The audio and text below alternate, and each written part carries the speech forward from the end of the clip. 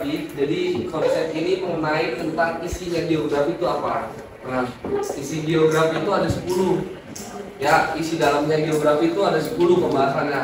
Yang pertama lokasi. Lokasi ini terbagi dua, ada absolut dan relatif. Kalau absolut itu berdasarkan astronomis, sifatnya statis. Statis itu kayak gimana sih? Tetap, dia tidak berubah. Kalau relatif sifatnya dinamis, yaitu dia berubah. Kenapa berubah? Karena dia patokannya berdasarkan objek. Contohnya misalkan si Marini, ya. Marini misalkan dijemput sama mamanya, "Ma, jemput aku ya di SMA 1 Cikarang Pusat pas mau pulang." Di depan tukang cilok. Ya, mamanya langsung OTW nih, mamanya si Marini. Nah, tukang ciloknya pergi. Otomatis si mamanya ini patokannya SMA Cikarang Pusat atau tukang cilok? Tukang cilok ya. Ditanya tukang cilok, "Mang, anak saya mana?" Kan otomatis tukang cilok nggak tahu, karena apa? Yang diperhatikan objeknya. Ya, ngerti gak objek? Artinya objek itu statis, dinamis itu sifatnya adalah berubah neng. Atau kamu ketika istilahnya dalam kehidupan sehari-hari kamu menggunakan lokasi berdasarkan relatif. Kenapa? Lebih mudah dalam penggunaannya, penghafalannya, serta pengucapannya dibandingkan secara astronomis atau absolut. Contoh misalkan, Faradiba mesen GoFood, "Bang, anterin nasi goreng ya." Di mana neng rumah kamu? Di 16 derajat lintang selatan Cikarang Pusat, ya, 113 bujur timur Cikarang Pusat. Saya yakin GoFood yang dipesan Faradiba itu nggak sampai ke rumah. Karena apa? Secara astronomis sulit. Coba kalau misalkan secara relatif gampang, menggunakan lokasi berdasarkan relatif dibandingkan lokasi berdasarkan absolut. Sekali-sekali coba kamu ketemuan sama Doki. Wah, Nek, kita ketemuan yuk, di mana? Itu loh 11 derajat lintang selatan Cikarang Pusat. Saya yakin nggak ketemu. Karena pas absolut itu sulit. Tetapi pada Google Map kita adalah menggunakan absolut. Contoh, Indonesia terletak secara astronomis 114 derajat lintang selatan. Nah, kalau yang relatif ibarat kata ada secara geografis. Indonesia terletak di 2 benua dan 2 samudra. Objeknya yaitu samudra dan 2 benua. Tapi itu resikonya, dia akan berubah. Ketika kamu mau ketemuan sama doi kamu, Dok, misalkan si Ucup mau ketemuan nih sama doi, "Neng, kita mau ketemuan di Jembatan Merah." Ya, Jembatan Cimanis ya. Jembatan Merahnya ambruk. Nah, otomatis objeknya tempat lokasinya akan berubah dinamis. Otomatis akan bertemunya bukan di Jembatan Merah, tapi di Taman Sehati.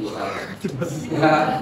Nah, artinya secara relatif berubah dibandingkan secara absolut. Tapi Pak, kita kenapa menggunakan bahasa lokasi dibandingkan bahasa tempat?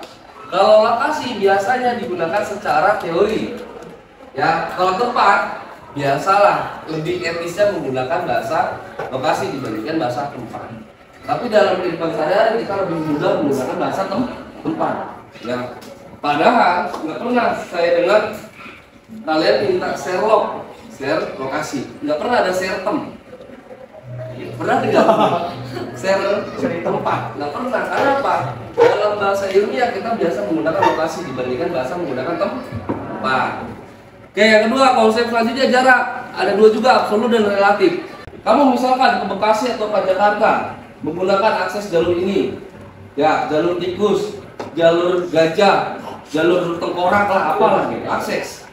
Tetapi kalau absolut itu agak sulit. Karena apa?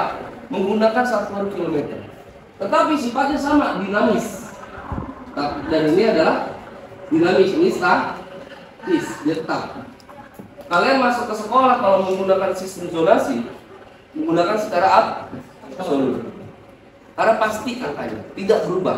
Kalau relatif dia berubah nih. Dia berubah. Berubah dalam artian kayak gimana? Misalkan saya dari rumah nih, dari Cilengsi ke sekolah. Perjalanan saya biasanya 1,5 jam. Ya, 1,5 jam. Tapi berhubung saya di jalan ngopi dulu, ngeres dulu, otomatis bukan 1,5 jam, bisa 2,5 jam relatif. Tapi Tapi kalau absolut, mau saya berhenti dimanapun, asalkan di jalur yang sama, satuan kilometer itu tidak berubah karena bersifat statis tetap. Kecuali kalau misalkan satuan kilometernya berubah ketika saya beda jalur, nah itu akan berubah. Maka nggak heran di Google Map menggunakan secara absolut dibandingkan relatif. Misalkan contoh, Gibran pakai Google Map, 20 meter lagi lokasi Anda berada di sebelah kiri. Sebelah kiri. Tepat kan? 20 meter. 20 menit lagi lokasi yang Anda cari ada di sebelah kiri. Rasanya 20 menit, tapi gue nggak tahu nih. Belum sampai bahasanya. Karena apa? Relatif. Dia akan berubah-berubah tergantung keadaan kendaraan yang kalian pakai. Entah kendaraan sepeda, entah kendaraan dengan posisi kecepatan, otomatis relatif waktunya akan berubah. Konsep ketiga adalah keterjangkauan, menjangkau suatu tempat, akses, sarana dan prasarana pada suatu wilayah.